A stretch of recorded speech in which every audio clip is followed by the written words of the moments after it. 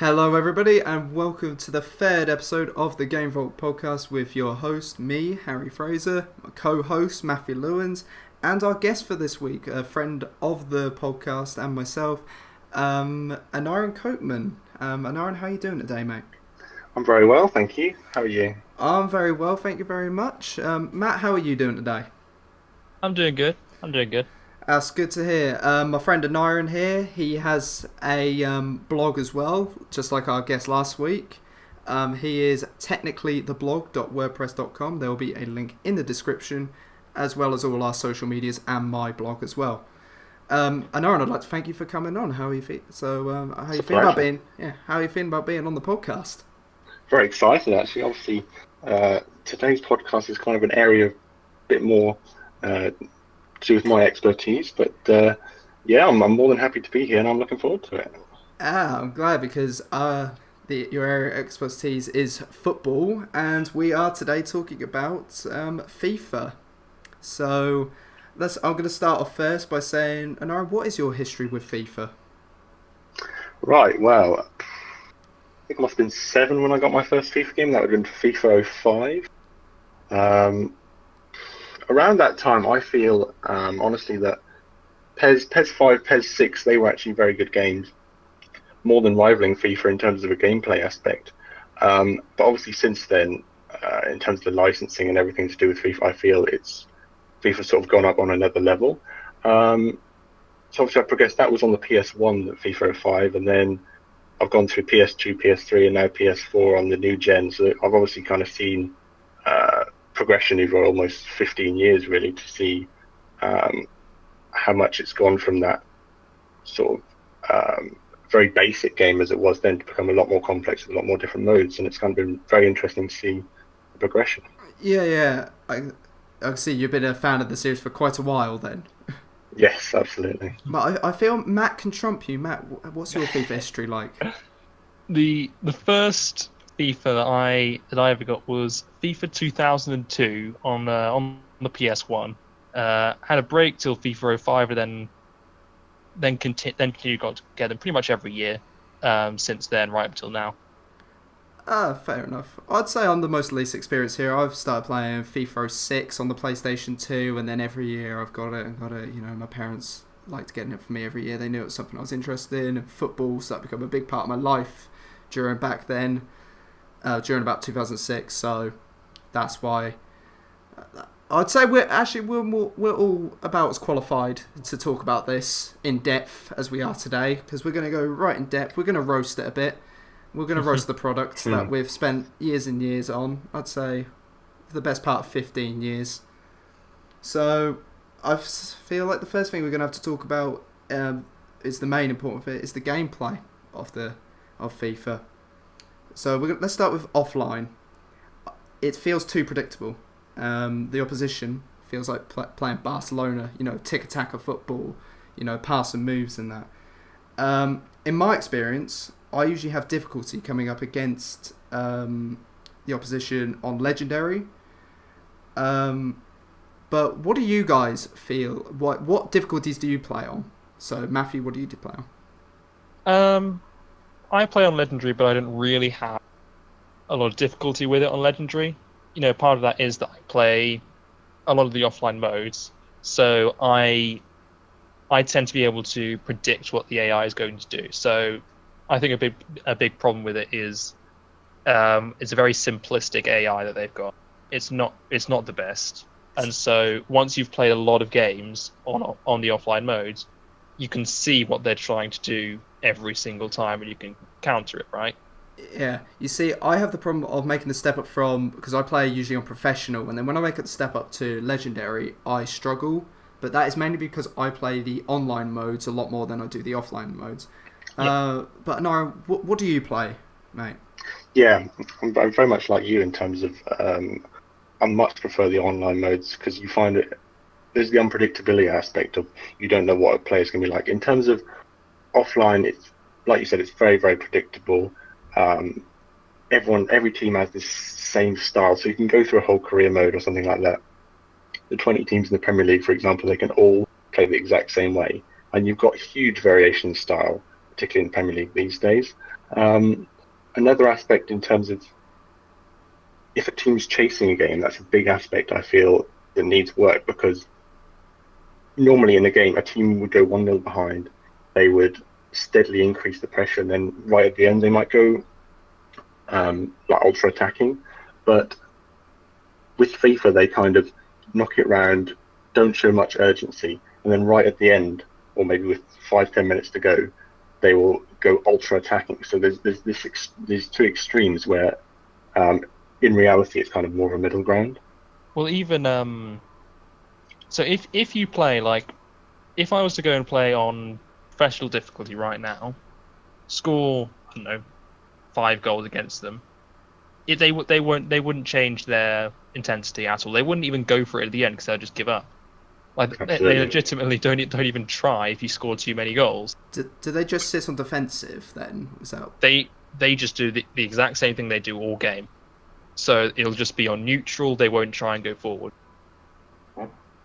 Okay, well, for players who like to play online and then try and get to the offline, it's actually quite off-putting to go and play modes like career mode.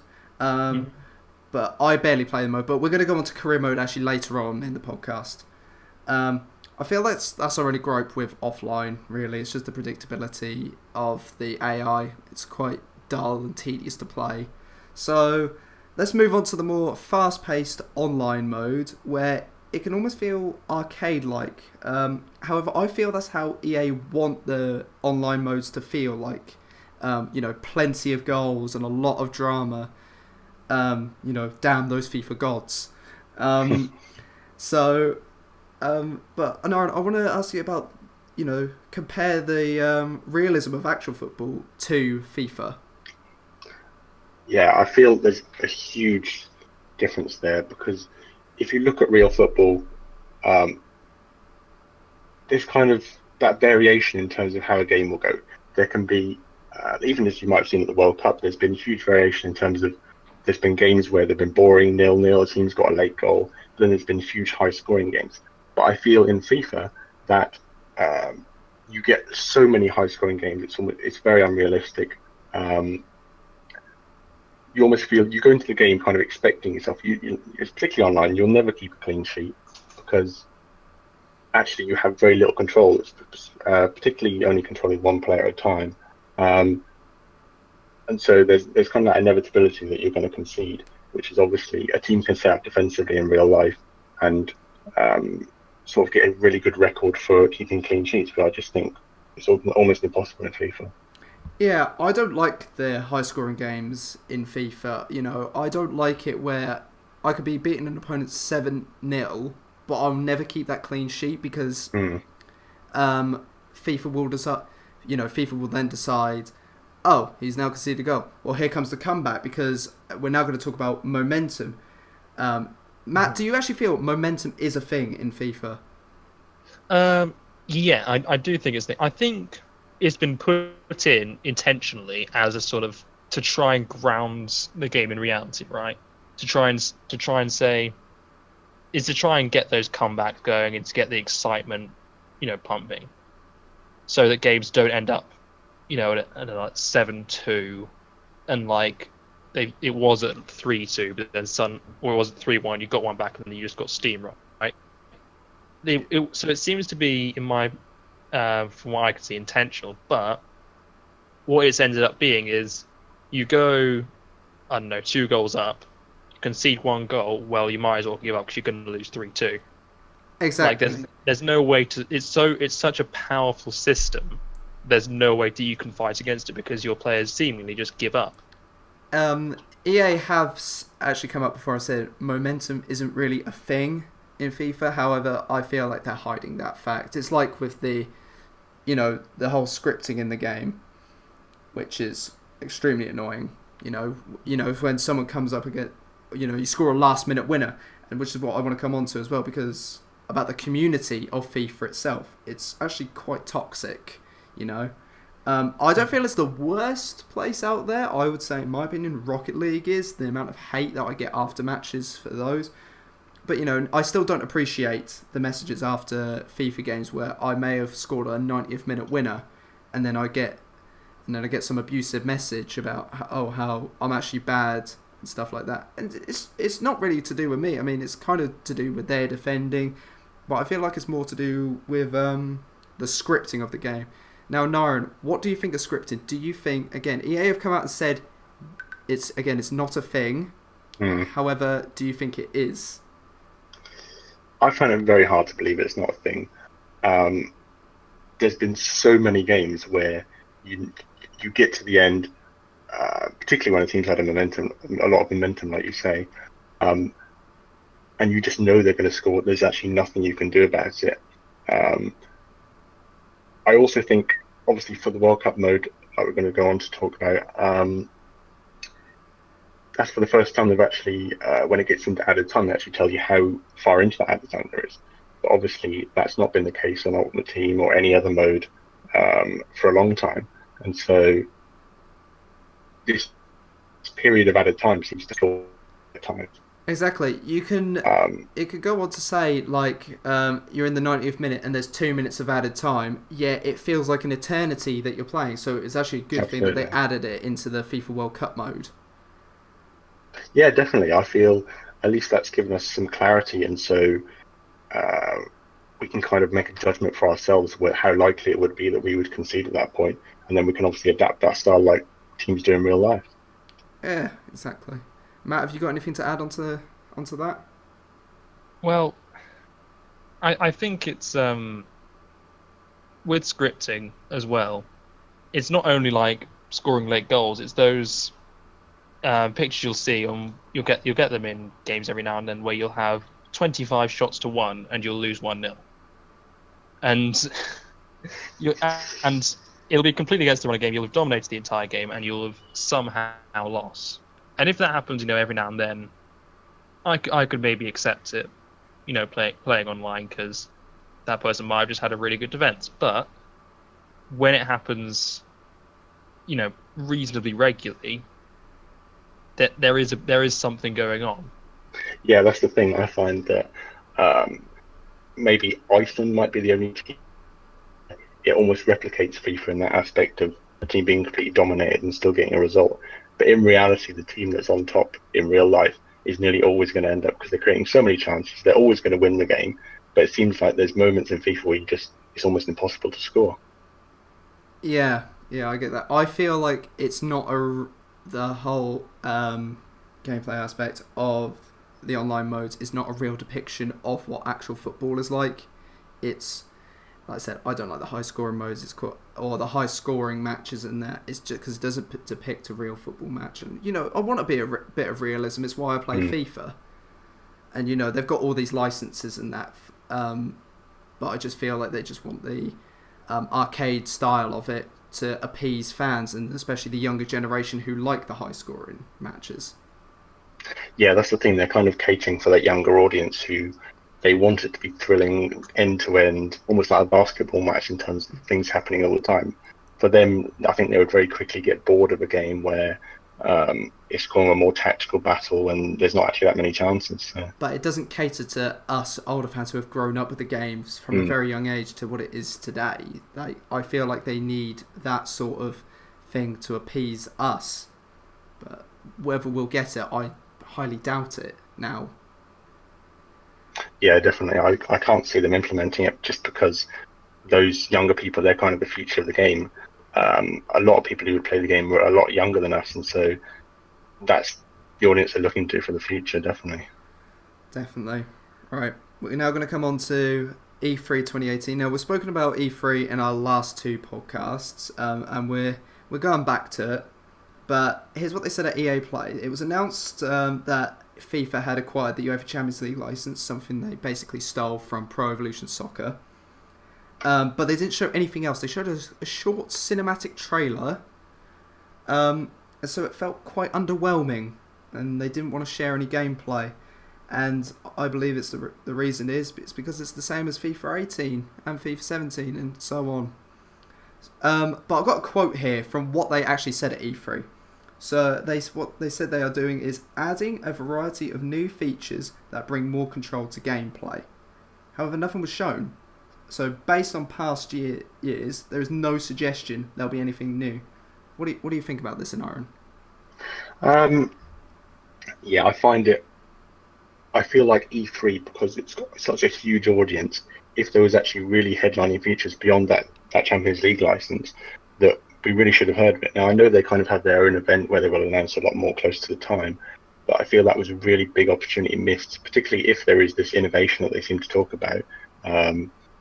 So I feel like it almost became them advertising, oh, we've got the Champions League now, rather than it's almost like they've plastered the Champions League over everything that's already there, rather than actually adding much new at all.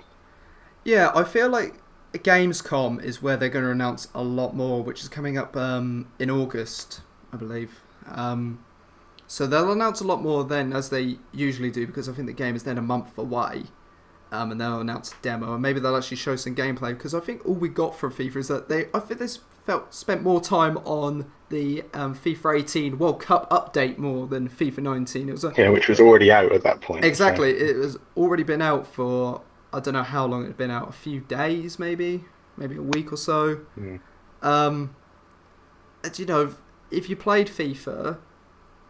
If you played FIFA 18, you already knew about it because you had to update the game.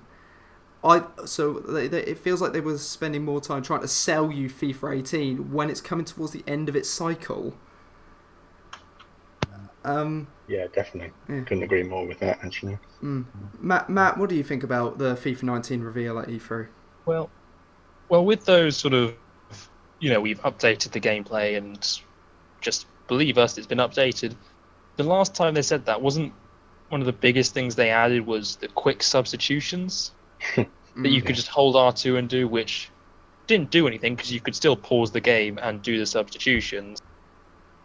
But if it's that sort of change again, it's not really a change, is it? It's just look at this flashy new thing that you can do, which isn't. It's worse than what we had before, but it's new, and that's the thing. They seem to be adding gimmicks to the game rather than actually making it better, which is why I suspect they've not actually released them until closer to the time. Because if they release it, if they say, "Oh, look at this new thing that we put in," and the game's going to come out next month, and then they'll say they'll get a lot of hype around it, and people will not realise until after they've bought the game, "Oh wait, that's just a gimmick and it's actually useless." Well, exactly. I don't want to be sold. I'm not here to be sold a gimmick. I'm here to be sold a football game. Probably at the moment, best football game on the market that the market has to offer. There's nothing that can really compete with it. I mean, Pro Evolution Soccer is now losing out to FIFA, like they have with the UEFA Champions League license. The FIFA series and EA are holding all the cards. They can do whatever they like with it. Well, I think that's the biggest problem that there is that there's no alternative for if you're a football fan and you want to get a football game, you're probably going to be getting FIFA. Well, exactly. That is the game, and that means they don't have to do anything to the game at all. Because it can't go anywhere else. What EA have done is that they've monopolised the market. They've made it so that the football genre of sports games is theirs and only theirs. They've really knocked the confidence straight out of Pro Evolution Soccer. And it just won't compete. Absolutely, yeah. Just won't compete with it. Just what I was going to add to that I tried the demo of Pro Evolution Soccer and I really didn't enjoy it, but I don't know if that partly was because I'm so used to the FIFA and kind of what it's like, but although the graphics were actually very impressive, there's huge areas of inconsistency in terms of licensing is a big thing, which will, draw fans away to FIFA. And obviously, like you say, with the Champions League thing, they don't really have that choice.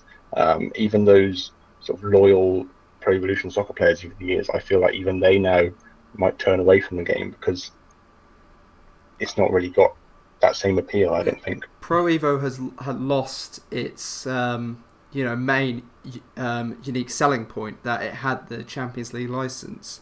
So basically it's got nothing now unless they announce something extremely drastic for their 2019 edition.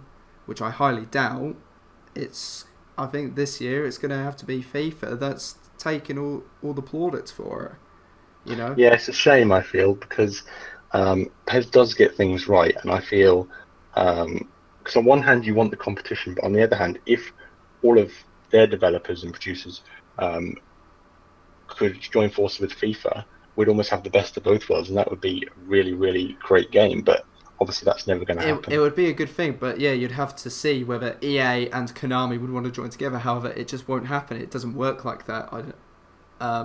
It's just a massive contract thing, and it'd take time to sort it all out. Yeah, I can't see it happening. Nah, neither can I, unfortunately. And the last thing I'm going to talk about the gameplay is two things. We got tactical defending and kick-off goals. Now, I'm going to straight up say I'm not a massive fan of the tactical defending. I don't like how manual it is, and if it's not what I am used to. It's been in FIFA for a number of years now, and I just still haven't been able to adapt to it. I prefer the legacy defending. It feels a lot nicer to control players, and they do things a bit more automatically. Most of the time they don't make silly mistakes like they would on the tactical defending. But I want to get your guys' thoughts. What do you prefer, tactical or legacy, Anyron? It's hard to say because I don't think I've really played legacy defending maybe only a year after it actually was first introduced. So I've kind of, like everyone, I've got really used to the tactical style of defending, but over time, while that was a new feature and there was a kind of learning curve to it when it first came out, now I feel like you just kind of tap circle if you're playing PlayStation and it'll stick out a leg and you kind of just hope that they'll get the ball.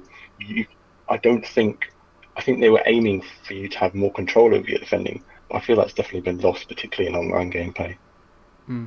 Matt? Yeah, for me, it's it comes down to the AI again. So the AI, even if you're a controlled player, and I was saying about tapping circle and you stick out a leg, that's kind of, it's not really defending. It's just a lottery of whether or not you'll give away a foul. Because you sometimes just press circle and just basically lunge at a player, give away a blatant foul. Just like, well, I didn't mean to do that. You're just being an idiot and not using common sense. And it's the same with just defending with one player controlled. The AI will just sprint out. Your left back will sprint off and leave a massive gap. And suddenly, even if you've been defending really well, you've lost it because the AI has lost all common sense. Yeah, I know. Sorry. I was going to say, I feel like when you control players especially, I feel like you don't, the player that you want to control, it doesn't control it automatically or go to the player that you want to. So, if I'm defending, holding someone back with like Bakayoko, and I've got Thiago Silva just kind of waiting there, he's in the best position to get the next tackle in. Why is it then switching me over to someone like Sergio Ramos, who's on the other side of the pitch? Like, I don't want that. I want Thiago Silva most definitely there, and it should be recognised. That should be recognised. Yeah, that's what I feel. I feel like they aim to give you more control, but I think you've lost that control element. And there's still the thing, like we're going to touch on later. If you have the best defenders, no matter what the attackers do, you always seem to manage to get the ball. And I feel like even with those good players, you should still have to. It should still be based on ability, which I feel is kind of being taken out of the game somewhat. And the last bit about gameplay was kick-off goals. We've actually seen in esports competitions that FIFA players have just given up after conceding kick-off goals. It is a part of the game that has been there for years, actually. But it's not realistic again to football. It needs to be more calmed down. And that's what they tried to do with one of the latest patches in January, I think it was, maybe February, where they tried to make defending tighter during kickoffs so that you don't concede that. But it's still a thing that's part of the game. I don't know if you guys score kickoff goals all the time, but I mean, I certainly do. What do you guys think of kickoff goals? I feel like it's been an issue which seems to have been present in FIFA for years and years, and they've never truly fixed it. Like, I'm more often the victim of a kickoff goal than I actually end up scoring them, because I feel like I know they have this thing: you're most vulnerable when you just scored a goal in real life, but the fact that your opposition could take the kickoff and you haven't set up your team, you've set up the formation but not the team, they manage to run through it, all of a sudden they're on your defence, one mistake and they're in, and that I find that very hard to accept, particularly when you've worked so hard to just when you said when you said that, yes, you're most vulnerable when you've just scored, but you're not that vulnerable. Like, that's No. that's a joke. It's a complete joke that, you know, Ronaldinho, like an icon in the game, like Ronaldinho, could just take a kick off. You pass it back to him. He's just going to roulette his way and skill his way through your players. He's through on goal. He's scored a goal. There you go. You're at kick off now, and it's 1-1. You know, you don't hold a lead for very long like that. No, definitely. I feel like, particularly with those better players, it really does take the enjoyment out of it if you're playing against someone you've worked so hard, like I say, you've put in all that effort, you've taken the lead with a perfectly good goal, then they've kind of got this power play as such, where they can just run up the other end, score a goal, and then you're back to where you started, really. Yeah, it just feels a bit ridiculous in my opinion. I don't like how it is, and they really need to sort it in the next few iterations of FIFA. It's just not a thing that should be happening. I mean, I remember it was bad about FIFA 13, I think, when you could literally just kick off it. You could over the top through ball it over everybody. Your striker would pick it up and you just slot it in, easy as. That was ridiculous. I think that was about FIFA 13. I think that was, even though my favourite FIFAs were FIFA 12 and FIFA 13. Those were my favourite ones. Yeah, I think that's enough on gameplay. I think we spent a good half an hour on that. So we're going to move on. We've got FIFA Ultimate Team now. We all play it. We all have teams. Yeah. It's one of the I'd say EA's most favourite modes, and there's a reason for that, which we will just come on to now, and that's because they get a lot of money out of it. They get a lot of money because first point we're going to make here, the more money you put into FIFA Ultimate Team, the better your experience is going to be. Now, I have a little story that I want to say here. Say it's a little story. So I put absolutely no money into the game whatsoever. I refuse to give EA the money to buy packs and that. So I put no money into the game at all. So I started sniping, and what that essentially is trading with players. So, you know, putting the maximum buy now up, you know, going below what they usually sell for, and then trying to get like a 59 minute deal on them at a cheaper price, and then selling them on for a bit of profit. And now that's what I was doing at the beginning of the game, and I traded myself up to 300,000 coins. So, and at that time, I was able to purchase the cheapest icon, which was Peter Schmeichel's 86 card, his baby card. And it took me 3 to 4 weeks just to get that amount. And in the end, I got sick of the monotony. I'll get the words right in a minute. And I just wanted to play the game. So, it took me that long to produce that. And some of the best players in the game are still twice that much. Yeah, if someone puts money into the game, they will most likely have the better squad. Matt, what's your feeling on that? Well, I feel like it's a result of basically EA want you to spend money, so it's almost like the entire game has been geared towards encouraging you to spend money, right? So you spend, you know, basically a stupid amount of time just doing the most boring part of Ultimate Team, because that's what it is. Trading players is fairly boring on its own, and then you say, "Oh, I just want to play the game." You play the game, you know, you're going to start winning, and then you're going to think, "Well, I'm bored of my squad now." You then got two choices. You can either go back to sniping, which is a fairly boring aspect of the game, or you can cave and buy packs.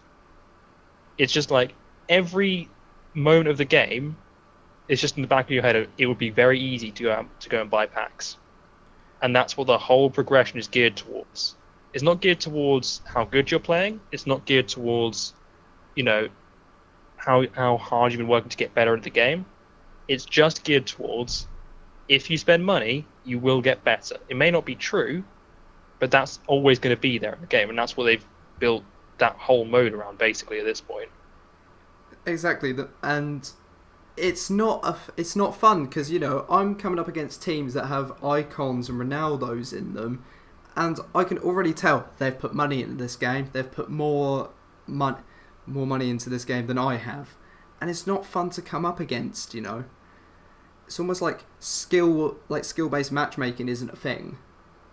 Well, it's also, the way I always think about it is, imagine if the Ultimate Team model was used in another game. So imagine if the Ultimate Team pack model was used in a Call of Duty. So Call of Duty has loot boxes already, or Battlefield, or whatever game you want to think of has loot boxes already. Imagine if you could not get, or you could either grind for hours and hours and hours to maybe get enough coins, or get enough whatever credits or whatever you want to call it to get, the new guns. So, for example, with World War II, it was the bar, the weapon that you wanted to get. So you could do all that grinding, or pay £20 for some more loot boxes, and you would probably get it at some point. Exactly. That is just a broken progression model. It's not, like I said, it's just not fun, and it takes the fun away from the mode, which in all aspects should be something fun. You get to build a team based on the players you want. It's called your ultimate team. You want to build the best squad that you can with the players that you want, not the ones that you can only afford. Yeah, and it's basically a more extreme version of what happened with Battlefront 2, and we saw how much that blew because the fan base has another place to go and just didn't accept it. But because there's no other place to go for FIFA fans, they have to accept it. Exactly. But even though it's a worse model than it was in Battlefront 2. Yeah, exactly. But that's the thing. Why haven't FIFA fans blown up about this? Yes, we're annoyed about it, but our voices are not heard enough for EA to actually do something about it, like the Battlefront 2 situation. So it's become quite annoying. And Anyron, what do you think? I know you play a bit of Ultimate Team. Yeah, I mean, I have to agree with a lot of points you've made. I feel it doesn't reward players on their skill. I feel, we've already spent £50 or more on the game. Then we're given this starter team, which is obviously very weak. We're not going to want to play many games with that. We're going to want to progress as quickly as we can. And then you kind of steadily progress. You might get a decent, say, Premier League team, which is pretty common. And then you kind of hit this stage where it's like, right, the earnings I get from a match are not enough to get players the next stage, or maybe informs, maybe not even icons, or all the different special cards they might have. So then you've either got those options of putting a lot of money into the game, or kind of just being stuck with your squad. And if you're just stuck with your squad, you know what it's like. You very quickly get bored. You want to play a different game. There's lots of games out there that kind of provide entertainment value for a longer period of time. And so I feel for EA, it makes so much money that they're kind of oblivious to this fact of good, honest players, which are responsible for a lot of the fan base and a lot of the community in FIFA. They're kind of being disadvantaged just because they've not got huge amounts of money to just blow on the game. And exactly like you said, they're quite oblivious to it. They'll still chuck out updates for FIFA Ultimate Team every year, which is now actually what we're going to come on to. Ultimate Team has actually seen a lot of innovation. I'll put that in quotation marks, two fingers up. Innovation with the likes of Foot Draft, which is, you get to pick players in each position. I think you get like 5 players on a screen. And then you choose for each position which player you want, based on chemistry, rating, stuff like that. There's squad building challenges, and there's Foot Champions, which is FIFA's answer to to an esports mode. I want to know what you guys' takes on these. Like, do you guys play these modes? What do you think of these modes? And what is the player base of the modes now? Like, what people play them? For the draft, I think it must have been 2 or 3 years since it's come in now. When it first came in, it was really exciting. They heavily marketed it. It was kind of this really new and exciting mode where you could get access to players that you wouldn't have otherwise, like informs, icons, whatever. And obviously they gave you that free token to use at the start. But then the fact that there's that barrier to getting into it now of how much it costs, like 15,000 coins or however many FIFA points. 300 FIFA points, that is. 300 FIFA points, yeah. Then people will just end up playing a mode where they can actually get into it. Because if you're building up coins, you're going to want to spend it on players that you're going to have permanently. And then obviously within that draft, the fact that in terms of rewards, unless you get to at least the final, the rewards are very average at best. So for me, that mode loses its appeal very, very quickly. And at this point in time, it's kind of like as and when you feel like you don't really have any regular players of that mode. I feel like it's dead player base, especially the draft mode, because again, you would rather spend that 15k coins on someone that's about 85, 86 rated than on players that you'll only have for at maximum 4 or 5 games. I think it is. I think it's 4 games, isn't it? Yeah. 4 games. So, it's. Again, I just don't like the mode because it's just become so stale so quickly. And like you said about the reward system in it, it's quite poor what you get. I think you get maybe 5k coins and a couple packs, and again, you're not guaranteed nothing good in those packs. So it's basically like, oh, you've just wasted 15k, and the packs we're not going to give you basically that back. It's quite poor. And there's kind of that lottery aspect again, which comes back to the gameplay of who knows what opponent you're going to come up against. It just might happen to be in that first round with you, and then all of a sudden that 15 coins is completely wasted because you just lose in the first round. So exactly. I mean, yeah, you get your like a consolation packs, but again, that's just not going to be worth anything back than what you spent. Matt, FUT Champs. I know you've dabbled in it a little bit, but what do you think? What do you think about FUT Champs? Yeah, so FUT Champs for me ended up being the main reason I was playing FUT for a while. So I played FUT for a couple months, and I would fairly routinely get into the weekend league, right? So, but at the same time, it takes. So you said about this, the game has that sort of arcadey feel. FUT Champs has tried to make an arcadey game into one that you take seriously, right? Mm-hmm. Which automatically does not make sense, because then you've got there's all the problems we've already spoken about, the scripting, the momentum, all that sort of stuff, the bad AI. It all comes to head with FUT Champs, where you think, well, if I was actually getting what I deserve out of these games, which I always don't like to say because I feel like that's just an excuse, but it is a lot of the time you don't get what you these games.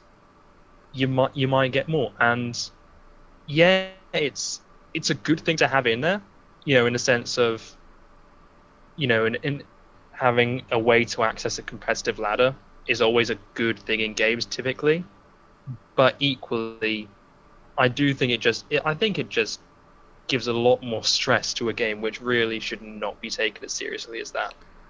No, I go into FUT Champs and I feel it's full of tryhards that, and they have the best teams possible, and I'm going in with my mid-tier Serie A team or Premier League team, but all of the teams seem to have, every team I come up against seems to have the same sort of player in it, with, there's some icons in there, but I remember playing FUT Champs right at the beginning, and the players like Eric Bailly and Virgil van Dijk, especially at the back, because they've got a lot of pace to them, both those players, and it just wasn't feeling any different. Like everybody had the same sort of team, and it was just it became. It's a way to exploit. It's a way that they're just exploiting the way the defending works in the game, which again is not what they're intending the game to be. They're not intending for EA do not intend for players to be OP and using every single squad that you can get. But because of the arcadey style of it, you're going to have that, which builds frustration and which, again, will tempt you. If you get into FUT Champs every single week, but you're stuck in a rank, it's probably quite tempting to buy a pack or so. Yeah. Have you qualified? Did you qualify at all for FUT Champs at all this year, Matthew? I qualified for FUT Champs I qualified for the weekend league most weekends most weeks that I actually played the games and tried to. And how far would you say you got? When I'm trying to remember like the rankings and stuff for it, because I got to one rank and stayed there. What, there's like bronze 1, 2, 3, silver 1, 2, 3, and gold 1, 2, 3. Yeah, it was like, I think, was it gold 1? Yeah, I think gold 1 was like one of the or was it like the lower end of, was it the lower end of gold? It was the top. It was near the top end of gold, I think, was where I. Which is pretty good. Which is very good, especially because would you consider yourself like a casual like FUT Champs player? Yeah, I'd say I'm not. I was never really taking it all too seriously, but equally I was taking it a bit more seriously than I did when I was playing, the regular seasons or when I was playing career. I was focusing a lot when I was playing it, and that's what drew me away from it in the end. Because you'd see that more casual FIFA players, it's a mode for them to maybe actually get into FUT Champs and actually go to all these pro tournaments and stuff like that. But I feel like the sort of opponent you come up against is just a try hard after try hard. It's just it's not enjoyable to play against. There's two levels to it, right? So I was playing it fairly casually, and I refuse to spend money on packs. I won't do that. And then you come against players, like you said, with legends in it, with informs, with all these special cards, with the best players. And then you think, well, this isn't a level playing field. It's supposed to be. It's meant to be this level playing field where you can see who's the best player, but it isn't. But by the very nature of the game of Ultimate Team itself. Now I don't know if there's any truth at all to this. It could be just a rumor, but do EA give organisations coins so that their pro players can spend money or spend on the coins on the better players? Because I know when they go to tournaments, they're actually given accounts that have every single player unlocked for them. But when it comes to them playing at home, sitting at home, with their organisations and that, do they have them go in and say, look, we've been given this amount of coins, here you go, Yeah, I find it very hard to believe that they wouldn't, because particularly with those content creators, they're going to post it online, they're going to get that publicity, and so they want, in a way, they kind of want those kind of clickbait videos or those ones where it's like shocking players or amazing players that they've got, because that's only going to increase publicity for their game. Especially those affiliated with EA themselves that go to all the capture events and stuff like that. I mean, I feel like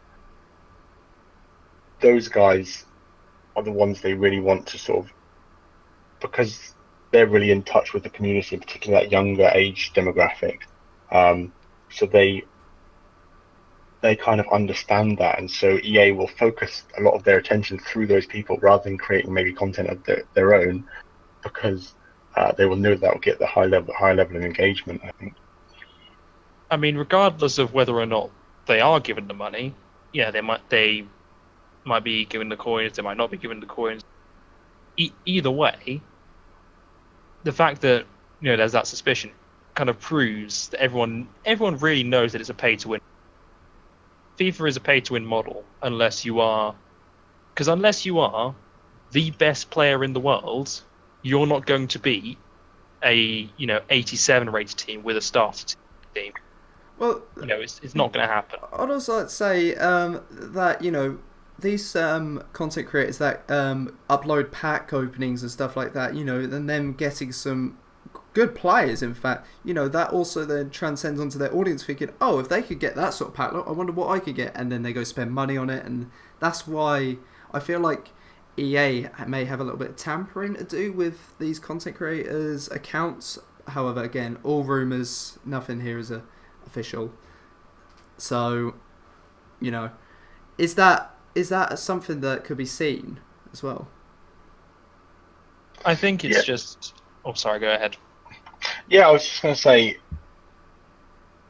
I think that those content creators, like I was saying, they represent the future, and so the way in which they might produce content would definitely shape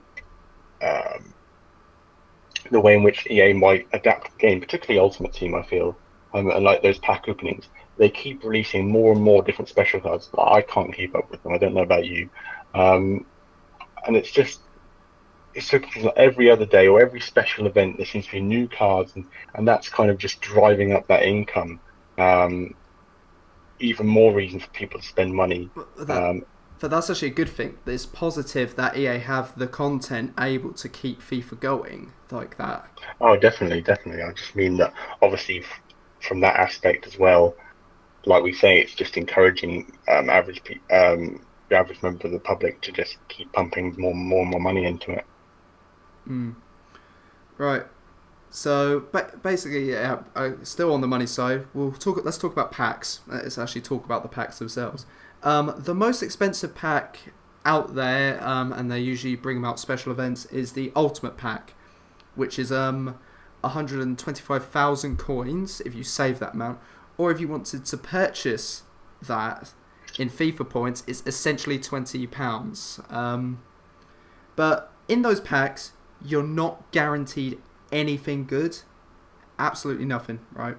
So I've seen streamers and content creators, they've opened those packs and they've got at best an 81 rated player, and there is then absolutely nothing in that pack that can earn you those coins back. So what do you think? It's essentially gambling, isn't it, guys? It's essentially gambling. Yeah,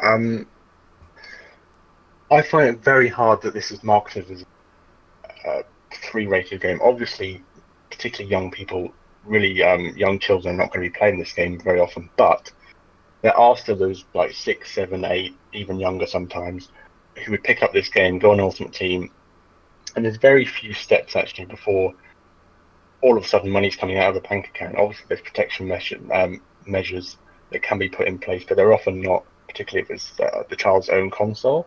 And the amount of money you could spend just on a few FIFA packs is unbelievable. It's almost eye-watering. And then, because obviously young children, they can't be responsible for money. They often look at it as if it's not actually real money if it's in the game, and so it obviously, I feel it could be considered gambling in a way, but then it doesn't come with the same warnings, because like a lot of people have said, there's still what EA would say, there's still that reward, so people will still get something out of it. It won't be just you either win or you lose like traditional betting. Yeah. Matt, like Anora's just said there's absolutely no warnings or anything. Do you think EA could be up for a legal battle here? I mean, we know about the whole Belgium case where they said that they're near enough banning loot boxes.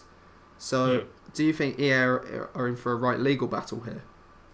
Well, I'd say that there probably will be a legal battle, especially when you look at what's happened with Battlefront 2, with it going to the Belgian courts, and with the Hawaiian Supreme Court calling it a Star Wars themed casino for children. Yes, I remember that.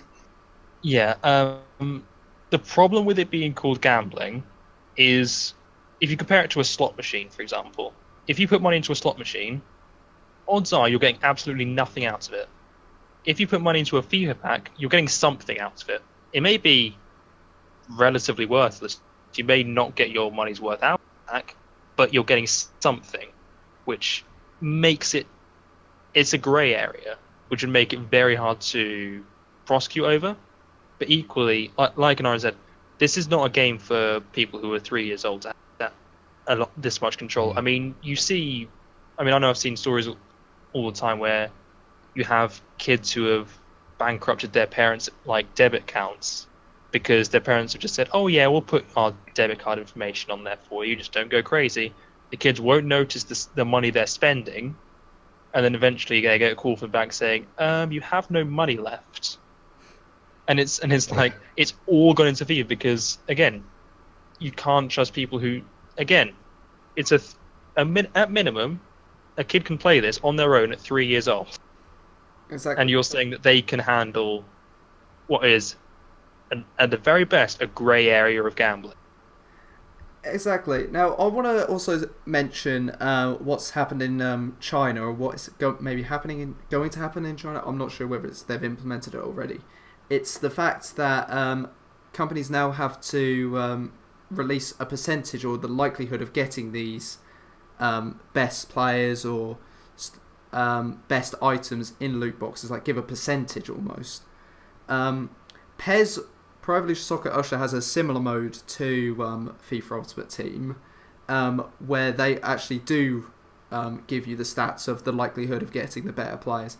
Is that something that would come into FIFA 19 as soon as Matt? Again, you have to ask why they'd put it in. Right? What's the incentive for EA to put that sort of system in? I suppose they could put it in as a result of backlash from loot boxes, but then again, this is the backlash that we're seeing right now, and they haven't done anything so far.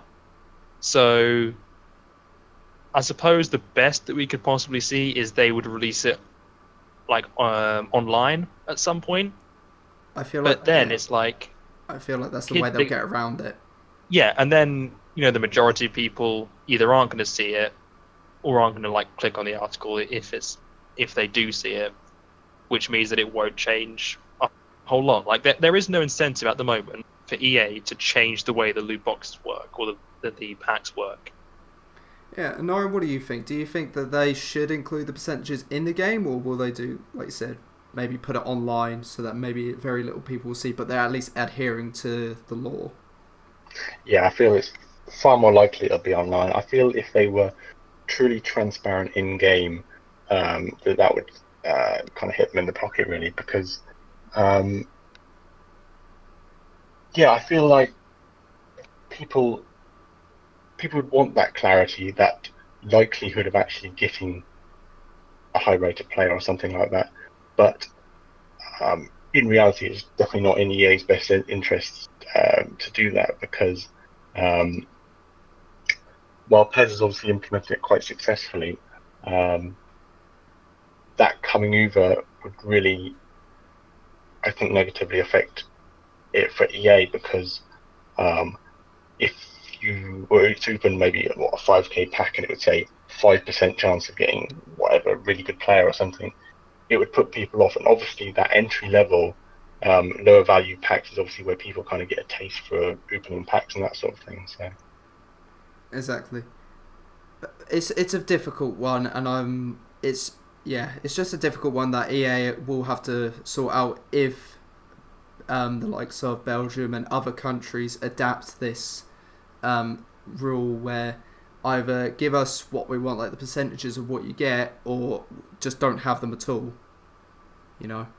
So we'll move on from money. We're going to move on a bit. We're going to move on to the World Cup mode, actually. That's now just been introduced. Obviously, we are now in the spirit of the World Cup. It's fully started. We've gone through round 1. Fantastic. So, in the new World Cup update for FIFA 18, they included a FIFA Ultimate Team mode just for the World Cup, where you take your Ultimate Team World Cup, or your World Cup Ultimate Team, and you try and win the World Cup either online or offline. It's actually really good. They actually implemented it in FIFA 14 back in the day. Again, it was very similar.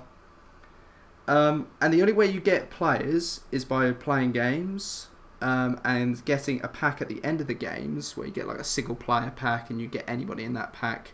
And because there's actually no transfer market or anything where you can buy these players, Um, or you can save your coins from playing the matches, and then you can put them into purchasable packs in the mode. In this mode as well, they up the pack weight, so they give you the better players because there's actually so far there's fewer of them now because it's just the World Cup players, it's just the World Cup teams. So there's not as many as there are, with all the leagues and that around the world and all the players in those leagues and from the clubs, etc. So the pack weight is up, and it gives you the better players, and it makes it more obtainable to get icons and that. And I mean, you could do icon SBCs, which they only ask you to give up an 83 rated team with 60 chemistry, and you get an icon pack, which is pretty good. But Anyron, you have a story on this about your starter team, in fact. Yeah. So I was a little bit late, maybe a week, 10 days after the mode actually came out. So I thought, oh, you know what, I'll try and see what it's like, see if there's anything new and exciting coming in. So actually, in my starter pack, I almost got, I think it was a full European team, like nearly 100 chemistry. And then obviously they incentivize it with kind of getting these player packs after every game. So before long, I'd actually got a very decent team. I think this is obviously because it's obviously got a relatively short life cycle. So it's probably like 6-7 weeks that really people play it while the World Cup's on. From when it was released. But yeah, it kind of did give that higher entry level. But then obviously on the other side of that argument, everyone else is kind of experiencing those stronger teams. And so if you're coming up in games like, I've lost a couple of games, even in like what would be the group stage of online games, just because I thought my team was good until you see the teams loads of icons and there's really high rated players. So while it was nice to have that just from starting off, you kind of lose some of the progression, and those people that have progressed a long way, there's still that huge gap between those players, definitely. I mean, you can like I said, the only way of obtaining players is through packs, and that also depends on the amount of coins that you have in your club. But again, you could also purchase packs with the FIFA points. So Yeah. we actually have ended up full circle back money. So the more packs you open, the more likely you are to have the best team. I mean, you can obtain icons, and like I said, they're a lot more easier to obtain through this mode because of the fewer players that they have in this mode. Like, one of the first packs I opened, I got Cristiano Ronaldo. I've already packed Cristiano Ronaldo, so it's fantastic, by the way. It's a great feeling. But, if it's the only way, I wish there was a marketplace, to be quite honest, though, to buy other players to really improve your squad and that. But would that then maybe drive... I don't think it'd drive down pack weight as such, but it would actually be a good thing to have the cheaper players because, I mean, let's say pack weight's a lot higher. You'll get these better players. They'll be a lot more cheaper because there's a lot more of them. Why can't they implement that in actual FIFA Ultimate Team? Yeah, I mean... Well, it's back with what they're actually making Ultimate Team in, which basically that would affect their bottom line again. If they make players easier to get, it's going to give less incentive for people to go out and buy packs. Definitely. Just to add to that, obviously, this was a very welcome update to introduce the World Cup mode, but obviously in previous World Cups and major tournaments, they were actually a separate game. I know a lot of people were actually disappointed the fact that the diversity of different modes has actually been lost because there's obviously there's this focus on the Ultimate Team World Cup mode, and then the kind of general progression of playing World Cup offline yourself. But I feel a lot of the game modes which people actually really enjoyed from previous World Cup games might have been lost. So, overall, we'll talk about Ultimate Team now. What do you think could make Ultimate Team better? Matthew, let's start with you. What do you think could make this better?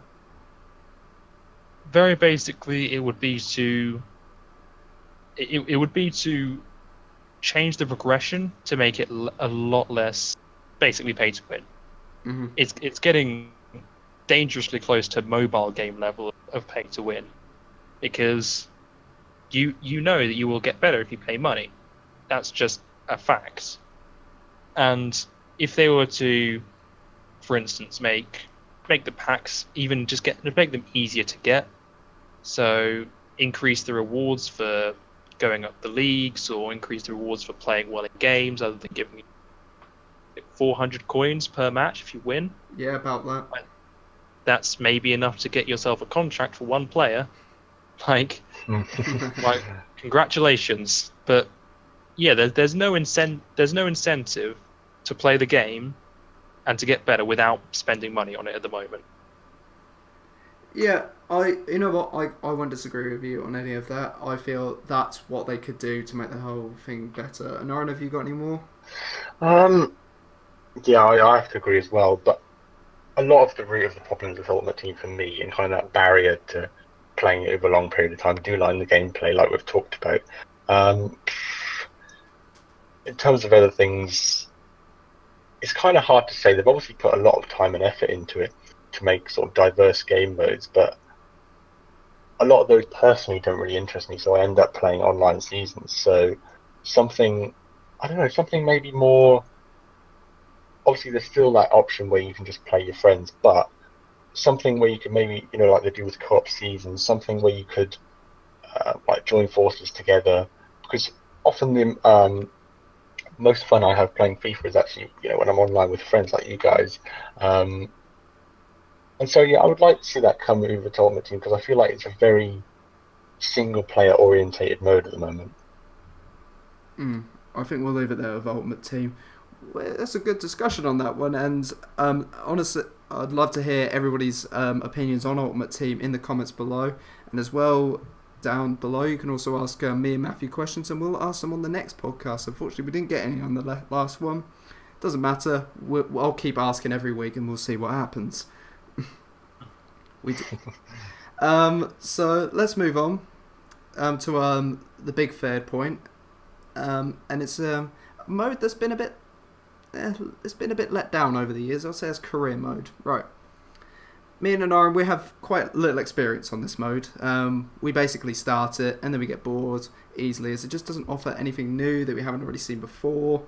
I think me and you could agree, Anyron, that we just essentially had fun in the summer transfer window. Yeah, definitely. I mean, to be honest, I find it very hard to kind of retain that interest, especially once the transfer season has gone. I think a lot of the fun is in buying crazy players a lot of the time. I don't try and keep it realistic when I'm playing, but for a lot of people who try to do that, I think it's very hard to, achieve that over a longer period of time. Oh, neither do I. I like to have fun on Ultimate Team. I like to have fun on career mode because I get to make some wacky transfers. I signed Peter Crouch, 36 or so, I forget how old he is, 36-year-old, to Manchester United, and I put a release clause of him of £1.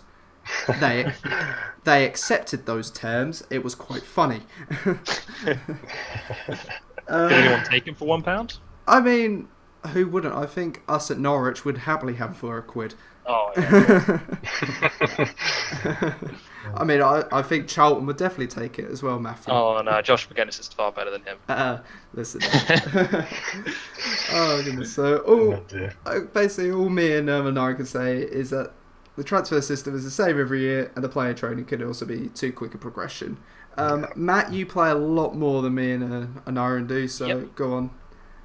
Yep, so I've had career modes in the past where I've got to like 2025 and I'm still going.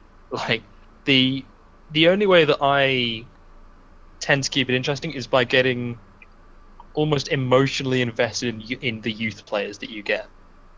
By just saying, okay, I'm going to make you the best player the world has ever seen, and you will listen to me and you will stay right here. That's how you make the game interesting. Because, I mean, anyone who plays career mode, I think, will agree. The game is that game mode does not have a lot of depth to it. You can cheat the game mode easily. I mean, you're talking about bringing Peter Crouch in with a release clause of £1. I've managed to sign Neymar on a free transfer to Charlton after 2 seasons. So, yeah, realistic transfers don't happen on career mode, no matter how much they want to deny that. And that is a problem for longevity of the game. Like I said, like you have to sort of create this own world for yourself within the game just to keep it interesting. Because other than transfers, which can get, they can get interesting at the start when you have a high turnover of players, but eventually it just becomes, okay, well, I might sign you on a free transfer in a couple of seasons, but I don't really need to change anything. The youth system is embarrassing in how weak and how little there is to do. You can just leave them in the youth setup and go, oh, you want to get out? Okay, I'll give you a £500 a week contract. In you come. We'll send you out on loan at some point. Like there's no youth leagues, which I think a lot of people who play career really want. There's no, the training is a joke at this point. What, you can have 5 training sessions for a team? How realistic is that? Like, you're supposed to be a manager of a team in this mode, and you can train 5 players a week. And in some cases, the better option is to train 1 player 5 times, and just ramp up those stats super early. Again, ruining the immersion of the game, because you can get a 21-year-old who's 88 rated. So there are a lot of problems with career mode that haven't been addressed in years. Yeah, I feel there needs to be a lot more depth for me to actually go in and play the mode a lot more. What it needs to happen, in my opinion, is that it needs to feel a lot more like Football Manager on the PC. Yeah. Now, that would make it a lot more exciting, but I think we've alluded to it before. It's the younger generation that will not have it like that, because, they need it to be a lot more simpler, a lot more, cut down, because it makes it a lot more appealing to them. Whereas for us, we're more interested now in stats and stuff like that. We want to see like actual progression of players and that. We want to know their attitudes and stuff like that. We want to go. We want to go just so much in depth to it. Well, it's sort of I picked up the game FIFA 2002. You guys era. Like we're like 5-7 years old. What 5 and 7-year-old wants to be playing a game like career mode super in depth? Like they're not. They're just not going to play it like. And that's their main market, so it's probably not going to change massively. Oh, no, I completely understand. It's not going to change, but it doesn't cater to what, fans of the series, want anymore. Like, the game has been going since, FIFA Soccer 1998? 97? You can correct me if I'm wrong in the comments. But, we've grown up with this game now, and a lot of us still play it now, so we want to see stuff for us to be able to enjoy. Maybe they need to. I think what they need to do is find a balance, at least. I think that's all they need to do. Yeah, that's the thing for me. I know they kind of drip fed little new features here and there, like the transfer negotiations for this year and stuff. But for me, it's almost as if the new career mode each year is just a squad update. You get the new players in their right positions, updated ratings, that sort of stuff, which is kind of present throughout the whole game. And so for me, I don't, beyond maybe when the new game is really exciting and new and I want to just try every mode and see what's new, after that very short period, I completely lose interest. And Aaron, what would make you want to play career mode more? What could they do to make you want to play career mode? It's hard to say, but to me, at the moment, you don't feel like you're a manager. You have control of the first team, you can ship players out on loan or whatever, but beyond that, it's quite limited. So obviously, they've brought in this training mode, great, but training sessions are very rarely, you pick out one player and focus on one drill. I want to see a proper training session, for example.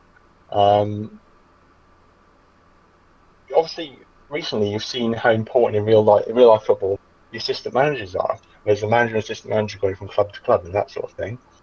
Why isn't that in the game? We don't see an assistant manager ever. When in reality they would be responsible for a lot of stuff, advising you, and it's almost like a team. But then you're almost very much on your own, and you don't kind of get advice from anyone. So it's kind of just things like that I want to see to make it feel like I'm actually in control of the team rather than just going into team management and moving a few players around, because that's what it feels like at the moment to me. You also mentioned something about a youth team system as well to me earlier. Oh yeah, you kind of see how popular, because obviously they've got this Premier League 2 where all the under 23 sides, and why do we never see this? I mean, all of the youth players that are actually in the game, they're kind of just stuck in your reserve, so you can send them out on loan. But obviously for players like, probably the most obvious example is someone like Marcus Rashford, where just the last minute he got in the team because there was an injury. In FIFA, that could never happen because you don't kind of call up the players from the youth team from matchday squad because they just don't have the database with all the players. So I feel like it'd be really good because although they might have a separate manager, you would be in constant contact in real life and constant sort of analysis and deliberations of which players to promote or which players you don't need anymore. And so I feel that would be something that wouldn't be that difficult to implement, but would make a big difference to my experience. Finally, Matthew, on career modes, if there is one thing as an experienced career mode player you could add, what would it be? If there was just one thing, I would say it would be a youth team, like Naren said. Like you have all these players, especially when it comes to a point where they're around sort of 21 years old. You want to send them out on loan. If you don't get someone to take them out on loan, their development will stall, and you've basically lost that player unless you're committing those 5 training sessions into that one player. And equally, when you've got players like they try to keep the game realistic by having a youth team player say, "Oh, I feel like I could really help out the team. Put me in the first team next match," which would be like a really good system if you had a youth team that was playing really well. You had a striker who was scoring a load of goals. And they say, "Look, I've played in the youth team. I've scored all these goals. I feel like I can score goals in the first team." That doesn't really work when you have a player who has never made an appearance and is 55 rated. That doesn't really work out, does it? No. But I feel like a lot of those, and it would also help with the longevity of the game. Like if you had those youth, because then you would have your first team, which you could obviously do transfers with, but also you could see the progression of your youth system come through the ranks, and it would actually give you, it would actually make the game a lot more playable in the long run. Well, we've got to realise as well that there might not be so many changes to career mode because it doesn't make EA money. It's the simple fact that we won't see half the changes maybe that we've said because it just doesn't give them any money. It doesn't. The fans that like this mode, that only play this mode, will barely see any development to it because of the model that EA currently have. Which also now kind of kindly brings us on to another neglected mode is Pro Clubs, and it's a mode that we all love to play. We're all part of one club. We play it continuously, and I'd say it's the mode we all most enjoy. Anyron, you you are a part of our club, but you play a lot of drop-in matches where me and Matt play as part of the club. But what's your experience with drop-in matches? Yeah, I mean, I naturally kind of gravitate towards the online seasons for team play, and then for individual, I enjoy the drop-in matches just because that level of unpredictability. Very often, I would play as a right winger. Very often, like the front 5 or so positions would all be taken up by one of the players in the drop-in, and so basically, to score any goals, you're going to have to work together. Obviously, there's these guys you think they're unbelievable and they're going to try and skill their whole way through to goal. But I quite enjoy obviously that's really frustrating, but having to deal with that is actually quite a good challenge to really get frustrated. But then it's conversely, it's really nice when you actually have a player who's willing to pass and willing to um, kind of form a relationship with you, because then it kind of makes it feel like you're progressing together in a way. And so I feel like that kind of mode, that drop-in mode, it doesn't really mean anything at the moment. So I just play it just for a bit of fun every now and again. But I feel that's an area where they could make a lot more out of the game. So they could make it into a sort of rewards-based progression. Obviously, with EA, we kind of know how that might end up. But I just feel it would be nice if we could kind of take that idea, which I do still very much enjoy, and kind of translate it into something that means a bit more.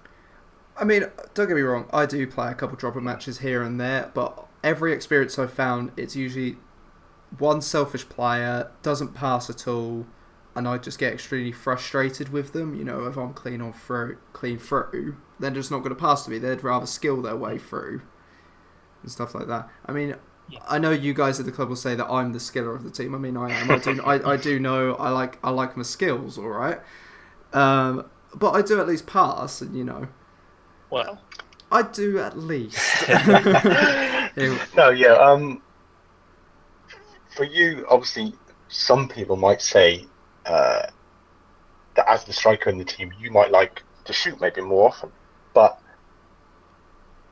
however selfish some people might perceive your style to be, which I don't, but compared to the guys on drop-in, it's like so much more unselfish. Like you will, if you see someone better, just in general, you're going to pass the ball, aren't you? Whereas that is one of the big issues I have with the drop-in games, where it's kind of each man for themselves, because the only progression you get is if you score or assist. Whereas obviously it's a lot more about the team when you're actually in a club. Exactly. They need a lot more stats where it's just like, oh, pass accuracy is good, passes completed, shots taken, shots on target. They need to take it all into consideration, I would say. yeah. And part of that is the progression as well. Mhm. So they did introduce, like, the latest thing that they've added to pro clubs was the skill tree, which was that in this game they brought in, or was the last one? I feel like it was this. I think it's. Yeah, I feel like it's I think this so. one. I think it was I think FIFA so. This one. 18. Yeah. So they introduced that skill tree. It's, well, the kindest thing to say about it is that it's messy. It's not an easy skill tree to use, and especially in the way that they just dump skill points on you at random times. Seemingly, I don't know whether the skill points are based on you going up a level in game, or whether it's based on you, like, how well you play. Exactly. They don't make it clear as to how you earn these skill points, because you know, if you found out the way of how you earn it, it will be like you go for what earns you the points quickest, because you want your player to be the best it possibly can. And I'd say the most obvious way for me that I could see a skill tree like that is if you got skill points for very specific things. So say you scored a hat trick in a game. That means that you could get, say, 3 skill points to use on a shooting skill, for example. Or if you got a 80% pass accuracy, you got 2 skill points to spend on a passing skill, right? Mm-hmm. So that way you could actually, work towards getting better as getting your player better. You could actually, you could also make that based on the position you're playing in, and it could be a lot deeper than what it is, which is right now, oh look, I've got 5 skill points, I'll put them on, I don't know, dribbling. Like, there's no real thought to it, especially with the way that you can take your skill away if you don't like it. Oh yeah, exactly. There needs to be more innovation, basically, though, with pro clubs. There needs to be a lot more. Mm-hmm. Definitely, like I said before, it's our favourite mode. We want to see a lot more, but again, like career modes, that it doesn't make any money. Yep. becoming a bit of a theme, that isn't it? Yeah, exactly. It is a theme. It is, and it's quite upsetting or so, near enough. You know that they're neglecting some of the better modes to prioritise the one that does make them the money, which is FIFA Ultimate Team. They'll put Yeah. all the content they want in that throughout the whole year, and then these other modes they'll just leave them and just be like, well, fans don't really care about this. They don't want to Well, play that. Occasionally, you'll get an update for transfer. You get the transfer update at the end of, and yeah, that's about it for career mode. Yeah, but at the end of January. So, you know, it's you get that also in foot where they just chuck in the transfers. I mean, congratulations, but it's just not fun. But I think if I could summarise Pro Clubs, the mode is fun, it's entertaining, every game is different, and it's actually the mode where you want it to be arcade-like. Yeah. That's how you could sum up Pro Clubs. And if they put a lot more time into it, I'm sure it could be one of the... I'm pretty sure it could overtake FIFA Ultimate Team for me as my favourite mode. I mean, it is now kind of my favourite mode, but if they did put such an emphasis on Ultimate Team to kind of drive you to like that a lot more, then I'm sure it would be a lot more respected. Yeah, definitely. I mean, for me, Pro Clubs is something that I've kind of only got into maybe the last few years, so that kind of lack of innovation as highlighted as much, but I still feel there's so much more they could do. And it's kind of the game mode we love to play together, something where you really feel like we're as a team, we're progressing together, and so it hurts that bit more when you just see game after game come out and little or nothing really being done to improve it. So, right, well, I think that's all the time we got for. So, Anyron, I'd like to again thank you once again for coming on. Thank you very much for having me. It's been a pleasure. Tell us your blog. Tell us what it is. Oh yes, that's my blog's called Technically. So it's basically I'm very interested in kind of consumer technology, mobile device, and that stuff. And so my first article is on kind of smartphone cameras because they're kind of analysing the progression that they've made and maybe what the future might hold. So there's general articles like that, stuff where I'm expressing my opinion, but often factually based. And then there's other ones where I might kind of so I've got a series called Versus, so it's like one product or service against another, just to kind of compare some of the dilemmas that kind of consumers have every day. Yep, again, that's technically theblog.wordpress.com. You can find it in the description, as well as my Twitter link, Matthew's Twitter link, and Anyron's Twitter link will also be down there. Our final thought, I'd say, on this podcast, and it's kind of like a call out to EA. Our review reflects a lot of the community's problems with the game. We hope future iterations of the series will see more progress than what is offered now. We used to enjoy it, but now it feels like a cash grab. EA, sort it out. Thank you very much for listening.